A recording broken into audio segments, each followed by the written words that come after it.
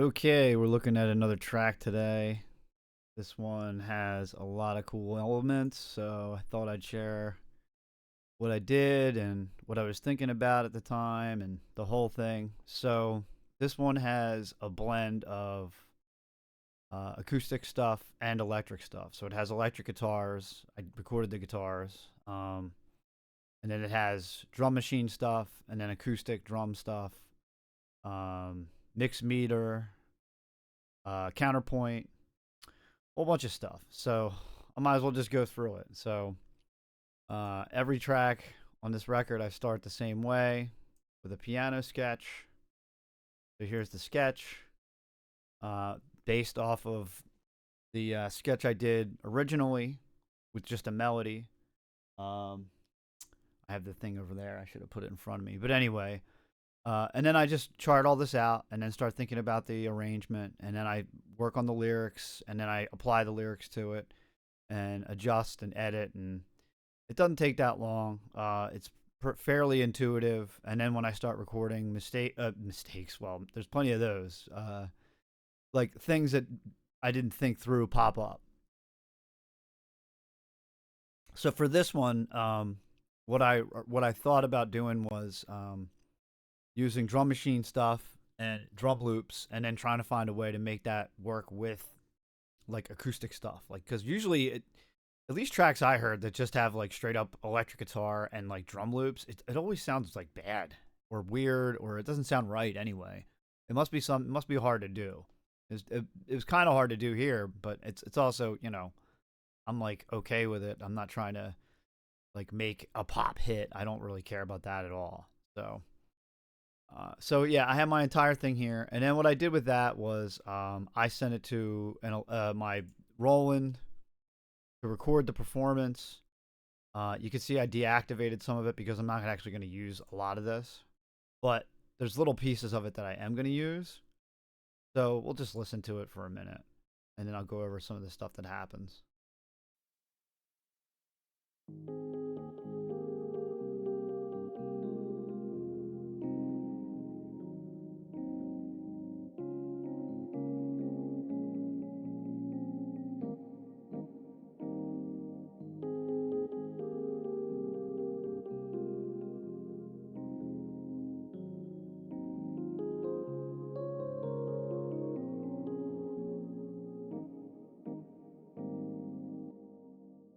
Pretty much the entire tune laid out, minus this part that I deactivated. Um, the tune, the verse goes from 4 to 5, 4 4 to 5 4. That's what this little thing is here up here. In Ableton, you have to do it this way. You could just do it and not do any of this, but I did it this way anyway. Like, you could play in 5 and just not change the meter, but it would look weird on the page, that's for sure. So you draw in the 5. I had already pre-sketched that I wanted this in 5. I had already pre-sketched that I want the chorus in 5, and then I want the intro in 7. So it's going to constantly be fluctuating back and forth between 4, 5, and again the beginning's in 7, but the 7 doesn't ever come back. So the next thing I did after this was sent this to keyboard patches. Mainly just big giant pad, a big pad, and then a keyboard patch doing the accents on the 5/4. So you get this type of sound.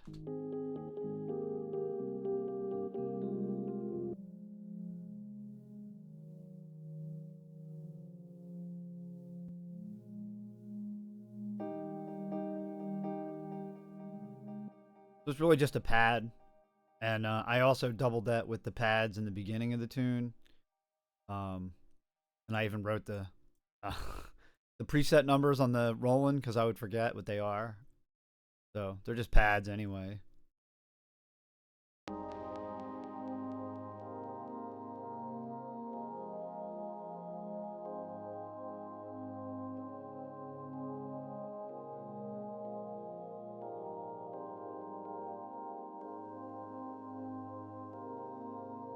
So that's supportive too. It really fades away. It's not very very deep into the mix, not big. None of it is really.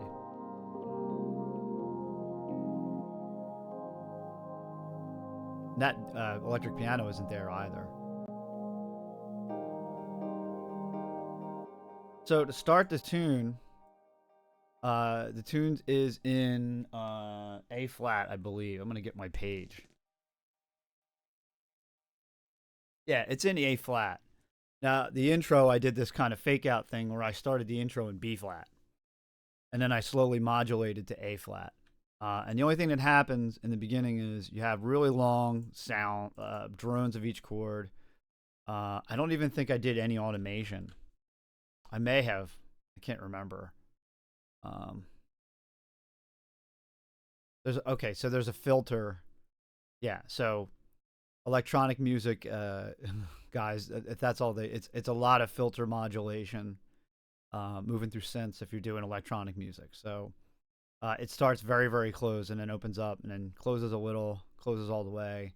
So I'm gonna play from the beginning to the 5/4, and then there's a little more that even happens. There's a reverse crash, which is another EDM kind of trope where you record the crash cymbal with like a ton of reverb on it, and then you just reverse it, and then you just put them together, right? So then you get this sound.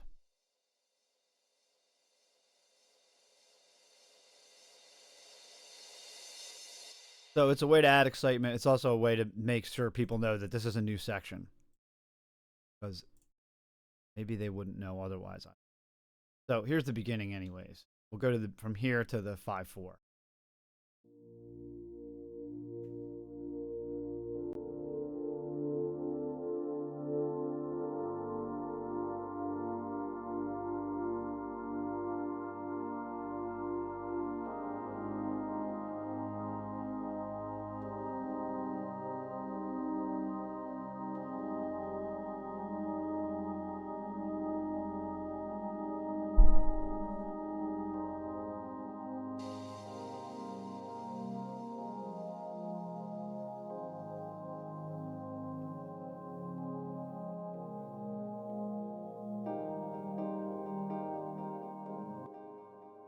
Okay, I didn't turn the reverse crash on, but who cares? I also put a guitar in here, but it's very, very slow. It's very, very slight. There's like it fades in. No processing. I just recorded this with a 58 on a cabinet.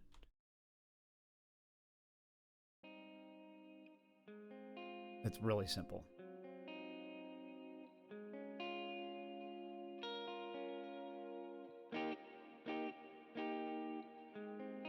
So that's just outlining the chords a little more.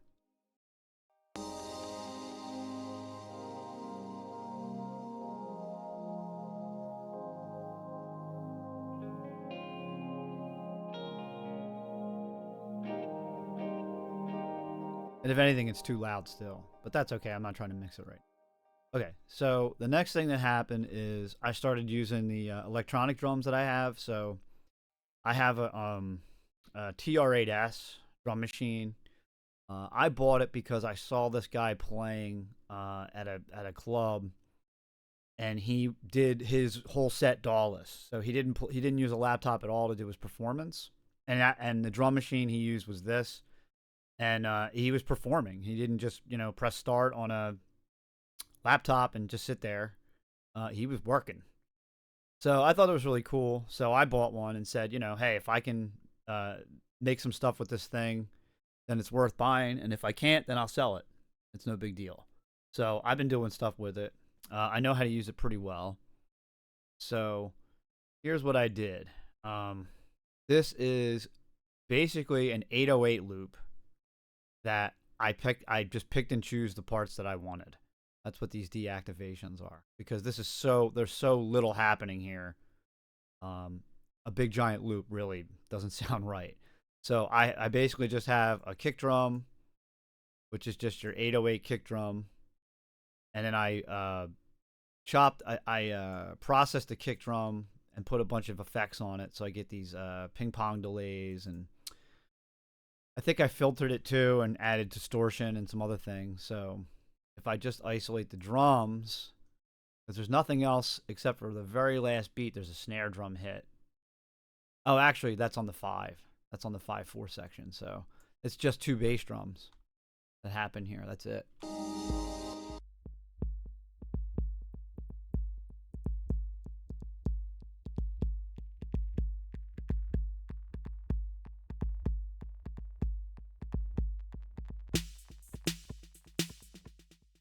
And the other thing that happens at the 5/4 is the overhead hi-hats come in. And that's like a little rim shot thing, and then a high tom, and that's it. So on the second bass drum, I have this auto filter, which again is just filter modulation. I automated where it moves. I can hear it if it's isolated. You can hear it slowly open up.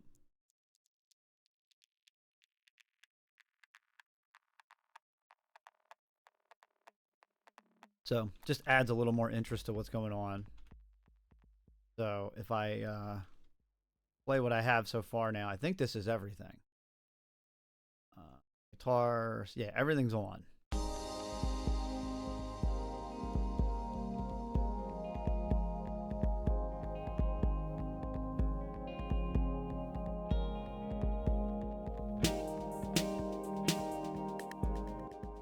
So that's your verse, right? Really kind of laid back.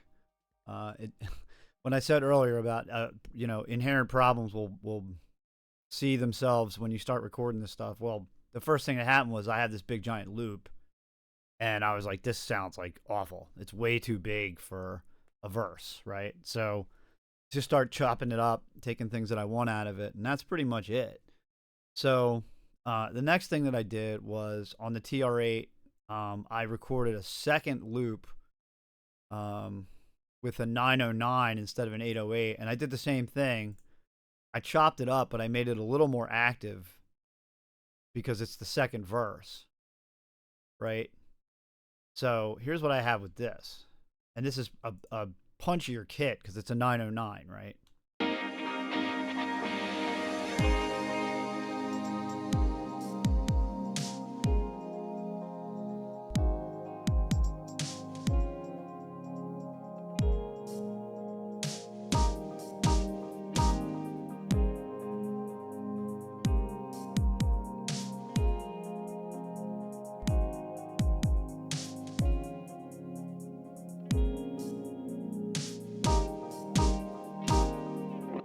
Okay, so the other thing I did was I put the 808 back in and just did little pieces here and there of things, right?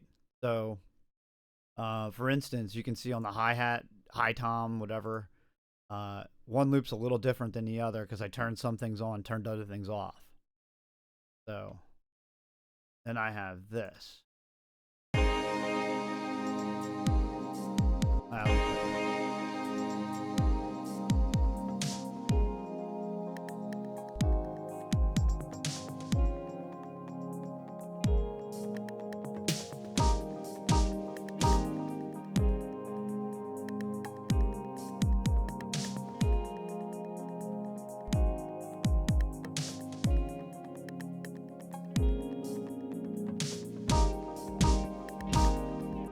And there's another little cool thing that I liked, and the electric piano kind of pops in.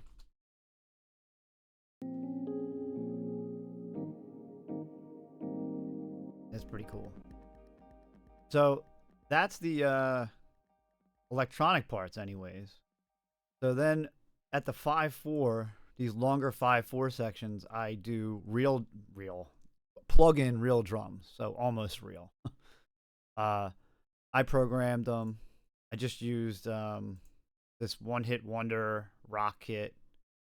It sounds fine. I wish I could just have a real drummer because they could program it and play it better than me. So the idea is I'm gonna introduce like real guitars. So I recorded these with a 58. 2 of them are doing rhythm stuff with like tremolo and a lot of reverb, and the other ones are doing counterpoint. So turn this one off too. I'll turn them all off. So here's what the drum part sounds like.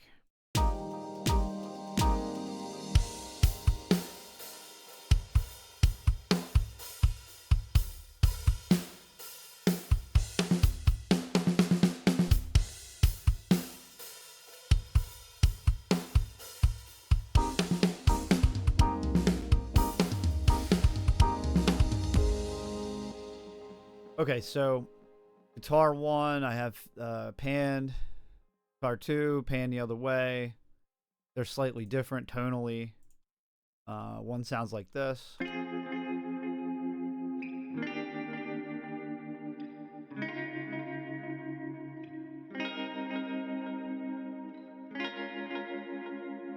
I used a tremolo pedal. I just set the speed at what sounded like it's the same tempo or close to it.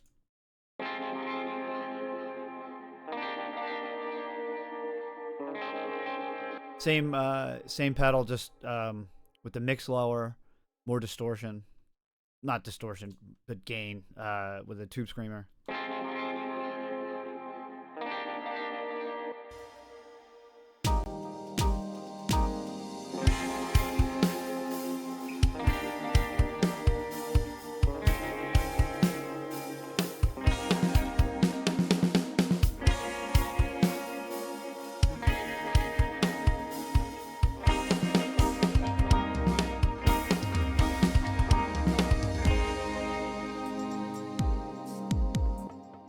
I should add too. I didn't put a bass on this track yet, so it needs that. So next thing that happens is I have this like rip off tone of like U2 outlining the chords, and then I'm gonna have this call and response between guitar 3 and 4.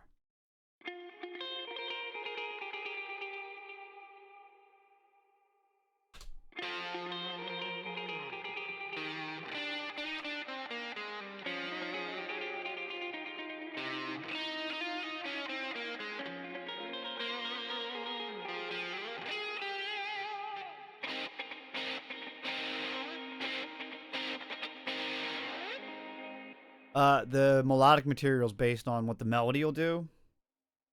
So it's almost the same rhythm and almost the same melodic contour. I just didn't do that yet because it's a vocal line.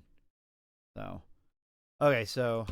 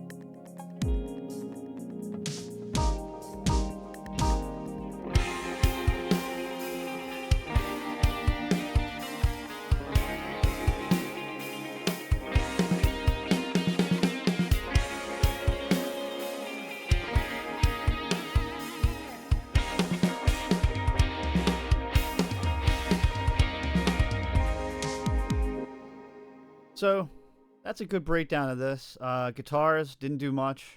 Cut the low end, compressed it a little bit, added reverb. Nothing special. I tend to try to just get the sound as close as I can in the room when I'm recording it, and then just deal with what I have and moving on.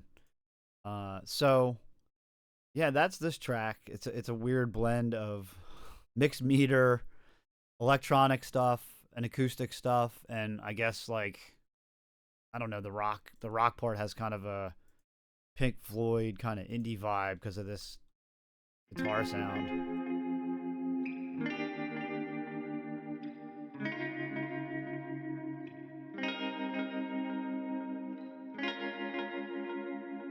What I'll probably do is take the drums, at least the acoustic drums for sure, and record them with the monitors on in this room with a field recorder.